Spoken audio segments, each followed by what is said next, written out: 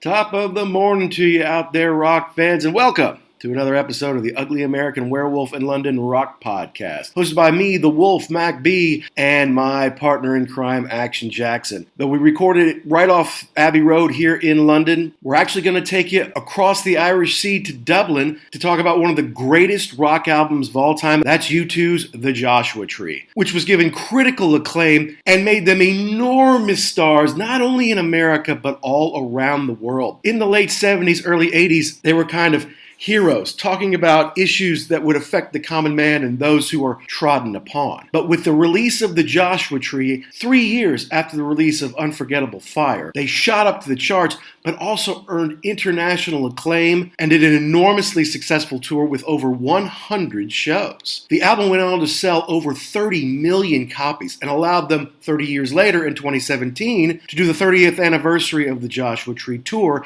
and play the entire album start to finish in its entirety. Now, I wasn't lucky enough to see them in 1987, but I did see them on the 30th anniversary tour, and I gotta tell you, it was fantastic. And for my fellow Louisvillians who were there at Papa John's Cardinal Stadium that night, you'll remember an enormous airplane flying right over the stadium as it was going to land at Stanford Field. If I can find a picture of that, I'll put it out on the Twitter feed, and you can follow us at ugly_werewolf or at actionjacks72. And if you want to check out our past episodes, you can go to www.uglyamericanwerewolf.libsyn.com. But first, let's reflect on 1987, 1988, when the streets had no name, when we still hadn't found what we were looking for, and we could not live with or without you. Huge hits from U2 that were big on MTV, big around the world. So sit back, relax, and listen to us discuss our experience with the Joshua Tree here on The Wolf.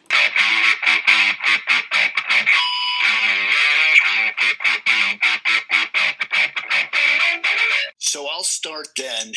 We talked earlier on another episode about the year of 1983/84, when the first three records that ever kind of really grabbed me was Pyromania, right? Synchronicity in 1984. Okay, so now fast forward to 80s. Now we're in 1987. Right. This was part of the next three. So you had the Joshua Tree, you had Hysteria from Def Leppard, and then kind of the one that really broke it open was Momentary Lapse of Reason from Pink Floyd. But Joshua Tree was so massive for me because everybody had it. Everybody listened to it.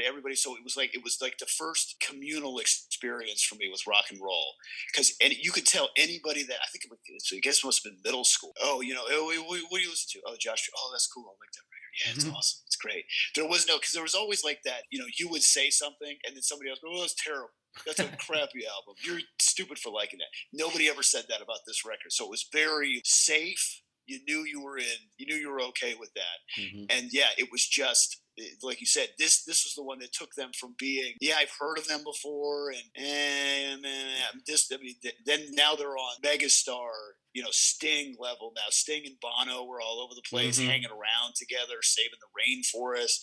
It was just, you can't put even a stamp on how it transformed them. And it's interesting because now thinking about 87 till now, it's still the same four guys. It didn't ruin them or anything like that. They did a really good job. And I don't think Bono's ever put out a solo record. There might have been some tracks, and I think he's guested on a couple of things, but he's never put out a solo record. The Edge has never put out a solo record. These dudes just want to be in the band, and that's it. Well, I think they did it correctly financially. I think everybody has always gotten a core share of writing and everything. There was never any power plays or whatever. Say, well, I write the lyrics so I get half of it, and then you guys can have the other half. It was just always, down the middle, we're all fair. But then you mentioned him out with Sting. I mean, it's not like before this, you two weren't trying to help the world, then they played at Live Aid and they did the charity singles and they, did shows to benefit others. But now, because they shot to such enormous status with this record, with the huge hits in America, in the history of U2, think of all the hits, man, and all the songs that they released over the year. They've had 2 number 1 singles in America. They're both off of this album. In America, they couldn't have gotten any bigger than they were on this. And MTV made them huge in America. They had those big videos, and it all translated into giving them a bigger voice, which they used. I mean, to their credit, they used to try to end apartheid in South Africa and to, like you say, save the rainforest and all the many causes over the years to decrease debt to poor nations and things like that. I mean, it's not just we're big rock stars. I mean, it comes through in their music, but it's also what they do every day as far as trying to help the average man and those that suffer. And that's kind of where you get that back and forth too. I know that people say that you two are too preachy. Mm-hmm. Okay, we understand. But then we were talking last on the another episode about Kiss. I mean, it's me being the ladies' room. It's Christine 16. Like it's kind of one track mind there. This is if you're really truly trying to help someone and bring light to a problem. Mm-hmm. I mean, I really can't fault you for that. I think it's pretty cool because they could just sit there and sing about anything and still make $1 zillion. That's right. Yeah, absolutely. And there's nothing wrong with singing about hot rods and chicks and stuff like that. But definitely, using your space and, on this record, the Red Hill Mining Town, if you didn't pay attention to the lyrics, you just heard that on the radio, heard the music, and heard Bono's voice, you'd think that was kind of it's kind of a love song. It's like an unrequited love song, like, things not working out. But then you kind of got to dig into it. It's like, it's about, the town basically having to shut down because coal mines being shut. It's like everyone's losing their homes and their family legacy and all that stuff. It's some heavy stuff. So yeah, to have that economy just totally ruined and somebody talking about it is pretty cool. But yeah, you're right. If you don't pay attention, you're like, oh, okay, yeah, okay, moving on. But yeah, when you start to get into it, and the same with the towers in Dublin, you're like, oh, it's kind of sad, but no, it's about like drug addiction. And being, like, oh, geez. But then the interesting part too is like this thing starts off. There's no stopping this thing. Mm-hmm. I mean, where the streets have no name, still haven't found what I'm looking for, and with or without you, bam, bam, bam. I mean, 3 giant hits right in a row. And to your point before, like with or without you, that was on MTV every 4th video, something like that. And, I mean, just the ladies. I mean, I know we were in middle school and whatever, but that was just, oh my God, he's so handsome. And he, this cool rock star because, it's not all about the money and trying to save the world. Yeah. I got my cool slick back hair and hair. And the guitar that I don't even play. It's just wearing a leather vest and just looking cool. But I just find it interesting that the way they put this together, they had those 3 monsters right there. And then the second side of the record is, I mean, I know In God's Country and I think Red Hill Mining Town were singles, but Red Hill Mining Town, I think it wasn't in America. So the back half of that record is more like what you would call album cuts. Yeah, In God's Country it was released in America. I remember seeing it and hearing it back in the day. Yeah. But then, I mean, to some extent, though, I mean, I remember all these songs because, like you said, everybody had this. And it was the reason I didn't have it because everybody had it. And if I wanted to hear it, I didn't have to have my own copy of it, And it was cool, too, because there were a lot of rock records. Like, let's be real honest. I mean, you can listen to Iron Maiden, but there's not a whole lot of ladies that want to do that. Right. This was, you want to put that on? No problem. You could listen to it like you didn't have to have the headphones on because like if your parents walked past, like they weren't cursing or anything like that. Mm-hmm. So it was a very accessible record. They could maybe even listen to it. Like you said, if you didn't listen to the lyrics, you're like, oh, that was a nice song. Mm-hmm. Okay, cool.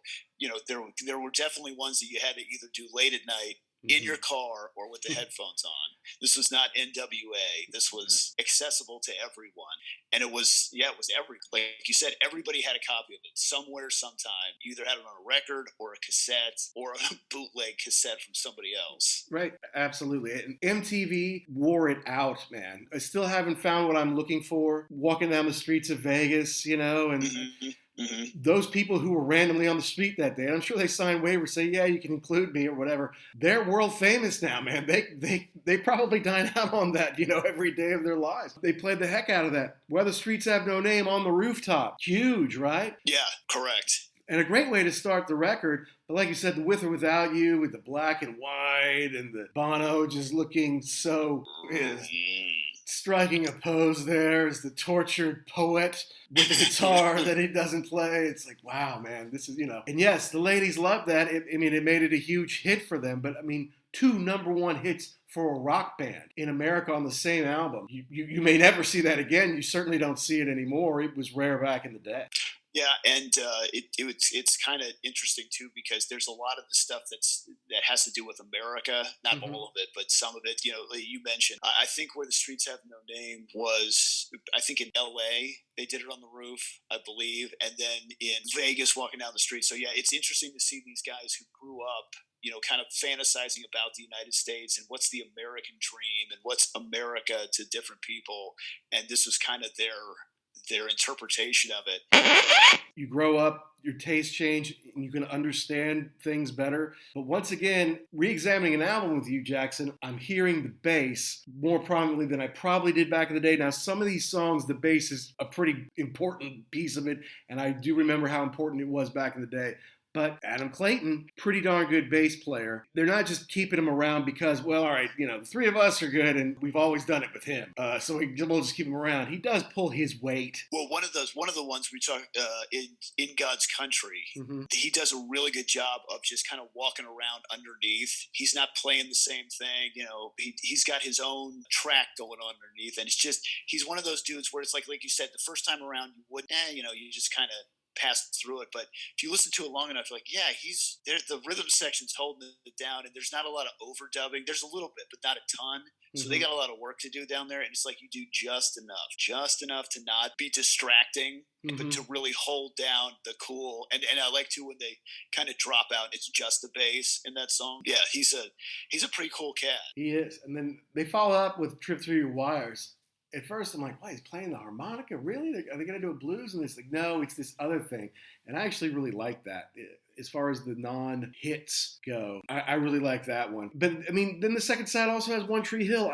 The second side, which is maybe doesn't have the super huge worldwide hits, still has some amazing quality. And I guess it's because they had grown up at this point. It had been 3 years, or 2.5 anyways, since the Unforgettable Fire. So they had to come back with something big. And that's, you didn't have to make them every year like you did in the 60s and 70s, but you had to keep them interested somehow. And they did put out Wide Awake in America, which is an EP, which never do well in America, in '85. And, they had to do something big. Once again, they worked with Brian Eno and Daniel Lanois, which is weird to have 2 producers and they trade off. Like, one of them's there for a couple of weeks and then, the other guy comes in. You would think that wouldn't work. However, it turned out pretty well. Yeah, you'd think it's got to be one guy, one voice. And I think Eno did a lot of the arranging, kind of, we need to do this, we need to do that. I know on Bullet the Blue Sky, he had him recorded a couple different times until he heard what he was looking for. But yeah, just that it doesn't, on paper, it doesn't sound like that should work out. Like, like having 2 directors of a movie. What? No, yeah. One person. I don't think so. Yeah. But it works. Yeah, correct. And in this one, it definitely worked. And it is weird too, because we're talking about the second side, you can kind of listen to that as more of album cuts, and the more that you listen to it, the more that you find different things in there, and you say, you know what, I may have passed over that the first time. I'm getting back to the hits. It's okay. And I think the other thing too about you two, especially on this backside, is we here at the podcast love Jimmy Page and the riff masters, and the Edge is just not that guy. He's not going to go out. He's not going to have these killer riffs. It's more of like a song composure. You've got everything working together. Yeah. So it takes a little more getting used to. Yeah, and it's melody. He puts a lot of melody in there. Plus, he seems to be a bit of a technology freak. He seems to be able to incorporate new sounds and new kinds of guitars and pedals and things in there to create. When you hear something like Elevation, it sounds all distorted and it's killer. I'm like, but if you play that without all the little gadgets making that, that's not much of a riff, but he knows how to experiment and do all this different stuff. So this is where it really started. They had evolved as artists. They had grown up a little bit, and now they have some time and money. You're not just like, okay, you owe us another one in 6 months. You owe us another one in 8 months, whatever. They kind of get in there and experiment. And allegedly the first 2 songs were the hits, like those came out pretty quickly, and it gave them confidence. Okay, we know what we're doing, so let's do it. Plus, what I love is they made like 30 songs during all these sessions, man. And 11 of them made the record. But that means there's so many more. And of course, in 20th and 30th anniversary editions, they've re-released some. I got some of them they had a deluxe version of the 1980 to 1990 U2. They had one from 1990 to 2000 as well. But so you could get a second disc that had some rarities and some B-sides and some stuff that was just kind of never released. And I'm a sucker for that stuff, the B-sides and the unreleased tracks. But when you've got 30 of them, and that album was that good, there are some real gems. Obviously, The Sweetest Thing was eventually reworked and released later on, I think to coincide with the release of that record. But anyway, there's a lot of great stuff in there. So it may be an expensive set, but you can hear it on things like Amazon and the internet, and I encourage everybody to check those out. And it's strange too, because now thinking about that, The Sweetest Thing did come out as a single later on. I don't think it would have fit on here. That would have been like, well, that's the thing. You don't just make an album to just put out, whatever songs you can eke out of you. The album, has to kind of tell a story, and there's a theme here. There's kind of a beginning, middle, and end to it, and the tracks are aligned in a certain way to evoke that. And back to the Edge real quick. I always thought he was a chump. I'm like, he's not a guitar guy. He actually does a lot more than I ever thought. He does the background vocals. He does all the guitar work. He plays pedals. Like, he's got effect pedals, but he's also got like chorus pedals that he plays on stage. So he's working real hard to make this music. And I think, again, the more that you peel back the onion layers, you're like, okay, I see what he's doing here. It's not punching you in the face. It's more subtle layering on this deal. And yeah, I think he does not get enough credit for being a musician, because it's let's face it, it's Bono is the U2, the face of U2, absolutely. Yeah, and carrying the flag, and he's the artist. And I think these guys are all artists. And I do think it's cool when you see the liner notes and everybody's credited as writing the music, because I don't think there's any way you can, even if you come up with the basics, like the riff or the song or the lyrics, if you don't have the drum and the guitar and bass parts locked in, you can't just have somebody come in and just play whatever. No. It's cohesive. So I always thought that was really cool. And I'm always a big fan of guys that can stay together that long, like the Stones. And I mean, honestly, with these, they haven't had any lineup changes since the beginning. I mean, it's always been the four of them. Yeah. Maybe day one, I don't know. We had some guy who was with us for a week and a half and left. But since they started as a commercially successful band, they have not had any lineup changes, which I think is really cool. It's kind of amazing in this day and age. And obviously it goes beyond just everybody gets their fair share, because you can make plenty of money and be like, okay, now I don't have to deal with you jerks anymore. You can continue on, and I'm going to get out. I'm going to go do something else. Right. It's never happened. Or it's just human nature. People get their feelings hurt when it's like, you're saying U2, but you're really meaning Bono, or you're really meaning Bono and the Edge. And, I guess they were okay with, what, you guys go handle the press conference. I'm out. I'm going to go sit on the beach for a while and relax. Right. But see, that's great too.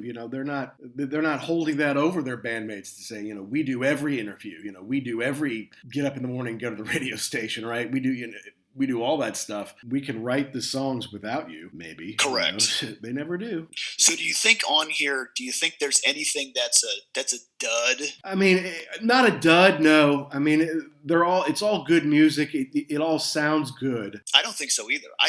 In listening to this, there are, especially the stuff at the end, like Exit and Mothers Have Disappeared. Yeah. Like, it's slow.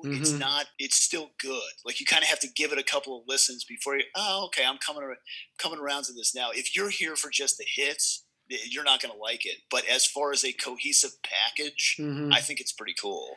Yeah, they're fairly chilled songs at the end of it. Yeah. So it's like I'm intentionally listening though through the first more than half of the record, I feel like, and then towards the end, especially after Trip Through Wires, it's kind of like it just softens the blow. It's like we're now rolling downhill slowly now. If you figure too, the first three, that's a lot to take in. Right. 3 giant hits, and then like you said, you kind of ease into this, and I think it's kind of one of those deals too where it's, I'm a big U2 fan. Okay, have you ever heard One Tree Hill? Have you ever heard Trip Through the Wires? Like, well, I mean, I really like Where the Streets Have. Of course you do. Go sit in the corner. That's funny. Although one thing that I really liked on Red Hill was the chorus parts. Mm-hmm. Bono's got one of those. He's got a rock and roll voice. I mean, when he can sing, he sings low, hands up, but when he gets going, wow! I think he can really belt it out. He can. That's another reason why it just feels so honest. When you can belt something out like that, you have to believe it. You have to mean it. And that just kind of lends to his overall aura. It's like he's honest about his performance, and then when he gets off stage, he's not trying to fool you. He's still pretty honest about who he is. Yes, he might do some fashion stuff, but some of that's to make him laugh more than to entertain you people. So I think it's one of those bands who can really back up what they're trying to do with actual talent. And yes, he's the singer and he does all the interviews, so of course he's going to get all the press and all that kind of stuff.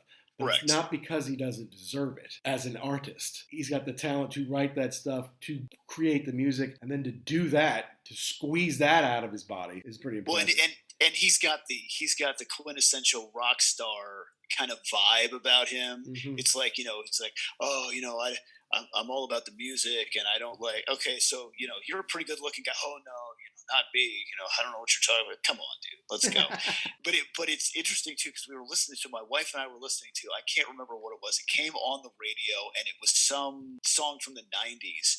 And my wife just said, "This is an awful song," and I said, "Yeah, because the lyrics are everything is just disposable in this song. The lyrics could have been anything else. Mm-hmm. Every day is a great day. Shut up! Like what? How you just took words that rhymed and put them together and had a generic song. And I think the song, like I said, I can't remember what it was, but it was a hit back in the day." Mm-hmm. But it's just, you listen to this and they're really trying to tell you something. They're really like something happened to them either as a younger person or as an adult, and you see a situation that affects you and you say, I want to tell people about this. Not, I got to write a song. Okay. The sky is blue. Right. Love you too. Okay. Here we got hey, there's our single. All right. Yeah.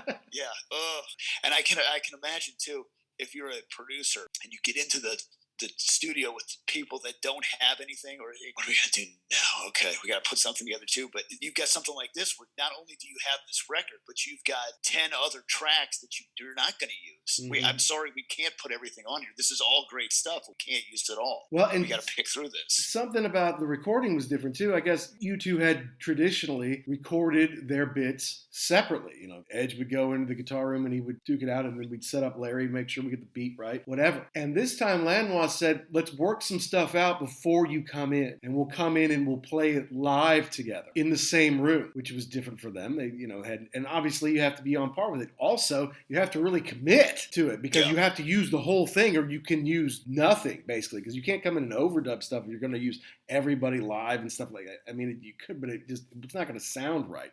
So this was a big departure for them, but obviously it turned out some pretty killer results, and it's not something they could always do forever after that, but it worked. Well, one of the things that I was reading on Bullet the Blue Sky, apparently they had something worked out, but then Clayton and Mullen did something like they played it a little bit off, and the Edge was saying, like, what are you doing? Stop that. Like, this isn't what we recorded, or this isn't what we agreed on.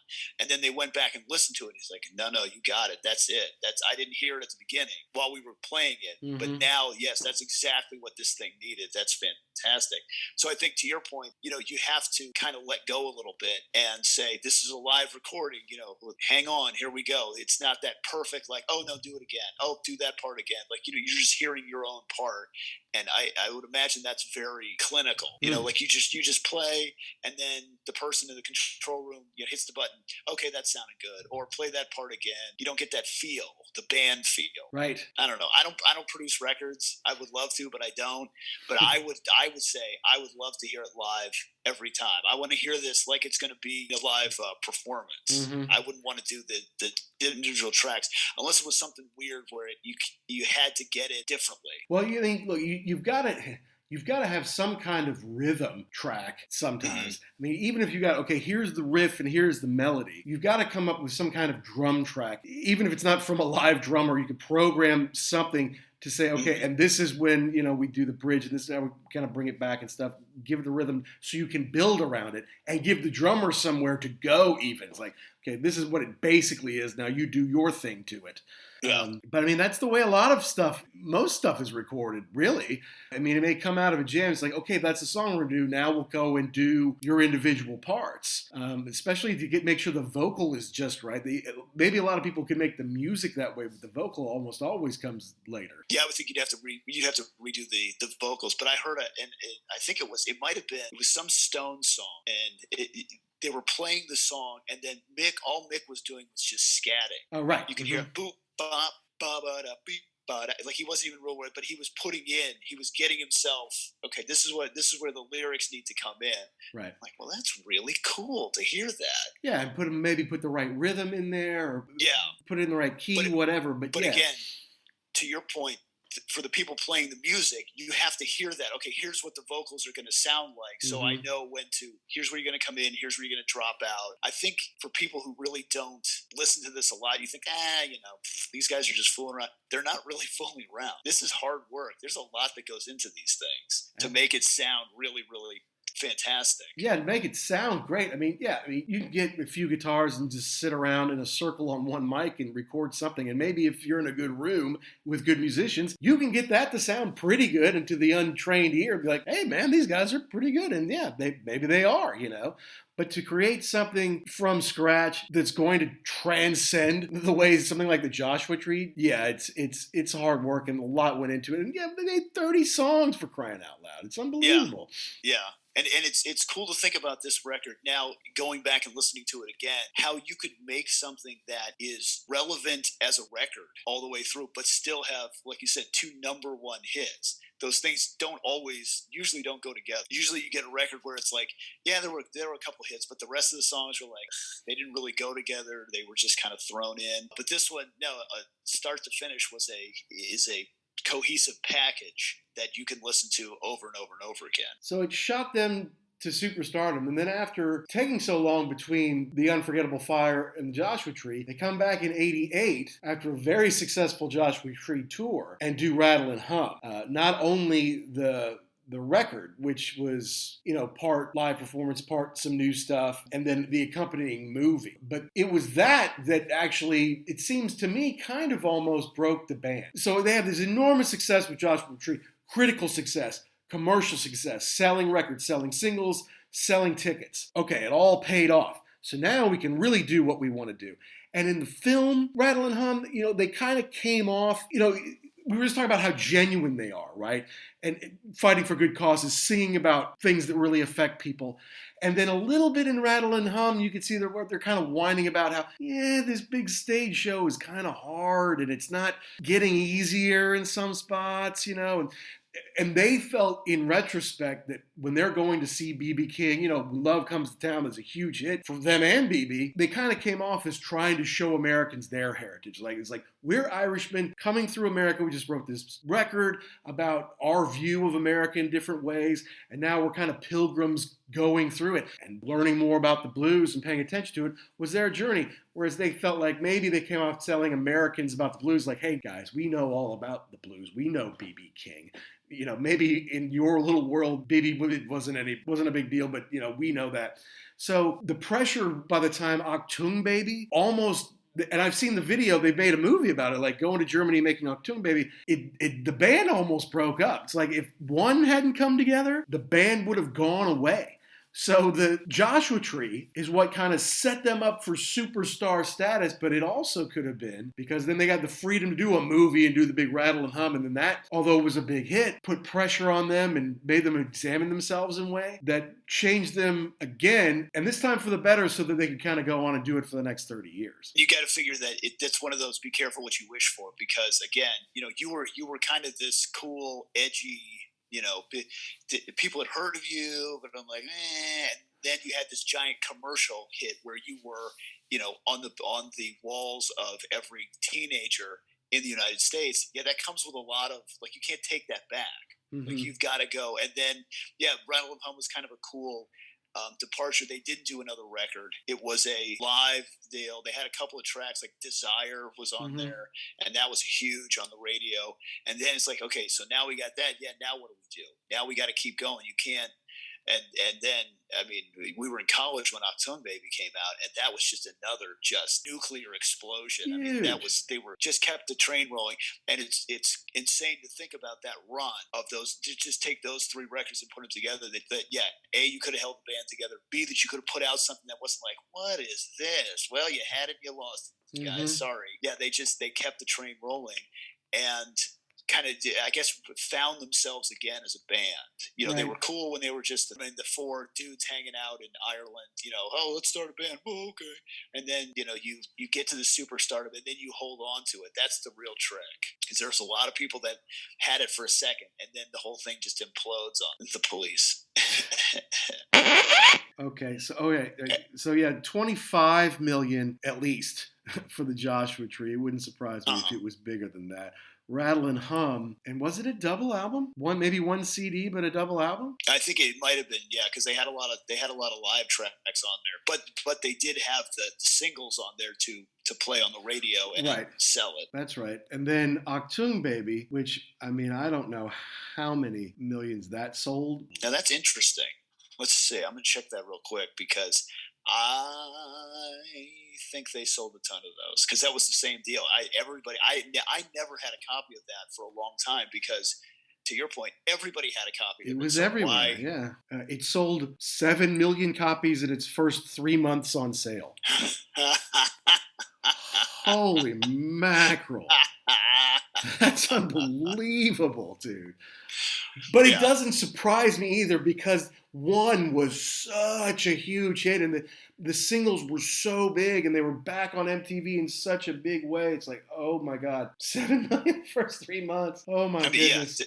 But the thing is too, like Mysterious Ways, that was a big single. That was on the radio every 3 minutes when it first came out. So yeah, that's a huge record, and I can't even imagine going into the studio, like starting off day one, what kind of pressure you had, because it's like, well, we could kind of take nope. You just had two. You had the one record. You had that kind of gimme in between, live departure record. Okay, now it's time to make something again. We can't fall down. We can't. Yeah, this was more the real follow-up to the Joshua Tree, right? Correct. Rattle and Hum, yes, it had some original stuff on there. It was a movie, and it was a live record. Although it's interesting, too, you were talking about B.B. King and, them listening to B.B. King. These guys in Dublin listening to American records from the 50s and the 60s, and I'm sure they were influenced by the Beatles, but I mean, just that to have that fantasy of America. Right. And I think that this was kind of like their realization of that. I mean, I don't know what they were thinking. Probably that America was like the 1940s dream of everybody's got all the streets are perfectly manicured and everybody's got, 2 kids and a dog and just to think about the child in Ireland, especially like Ireland back then was not the nicest place. It was kind of industrial, kind of raw, and you're thinking, man, the greatest place in the world is the United States, and I can just go there. Well, California alone, right? California alone. Right. It's always sunny. People are there surfing. Everybody's happy and tan, and they make movies there, and it's fantastic. Yeah, everybody's rich in the United States. Yeah. It's fantastic. And then, they call it the Troubles over here. But, when there was so much, they could call it terrorism, but it was like bombing activity in Belfast between the Catholics and the Protestants. They had problems with the IRA and things like that. You grow up in a certain amount of fear,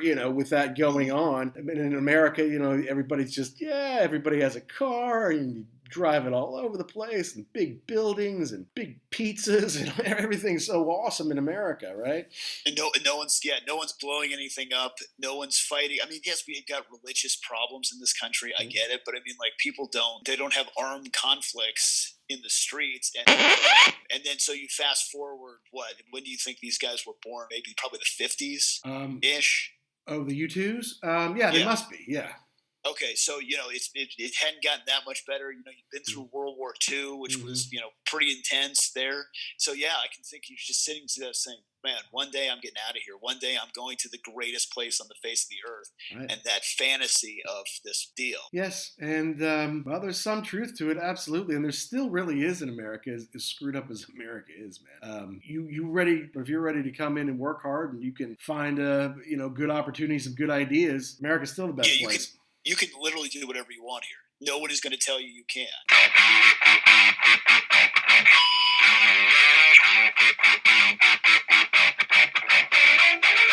They say the deepest musical imprints are those you get when you're young, when you're a child, when you're a teenager, when you're growing up, and you're going through all those tough times that we all have lived through at one point or another. And U2's The Joshua Tree was one of the soundtracks to adolescence for me and Action Jackson, and innumerable children in the United States, the UK, and around the world. Those big hits, Where the Streets Have No Name, With or Without You, and I Still Haven't Found What I'm Looking For, still resonate. I can still see every image from the MTV videos in my mind to this day. And the whole album was a brilliant statement by a band who had finally come of age, had finally reached the status where they could work with the best, take their time, and produce the kind of record that they were capable of. And with almost 20 songs that weren't included on the album, there's some incredible gems on there. So I encourage everybody to go out and listen to those deep tracks, things that came out in the 20th and 30th anniversary editions. And hopefully we'll see U2 tour again. If I know them, they'll do their part to not only get out there and entertain us again, but do something positive for the world while they're at it. I can't wait to see what they do next. As far as what we do next, our next episode is on Metallica's Black Album, or Metallica, released in 1991, a heavy metal juggernaut that promoted Metallica from big-time hard rockers to the biggest band in the world. Jackson and I were lucky enough to see them on that tour. We'll give you some reflections of that night in Fort Myers and our memories of the singles and the album itself. Until then, rock and rollers, hey, did we get something right? Did we get something wrong? Did we miss the point? Did we leave out the best part? Let us know. Tweet us at ugly_werewolf and check out all past episodes at www.uglyamericanwerewolf.libsyn.com. And make sure you download and subscribe wherever you get your podcasts. Until next time, rock and rollers, everybody out there, be cool and stay safe.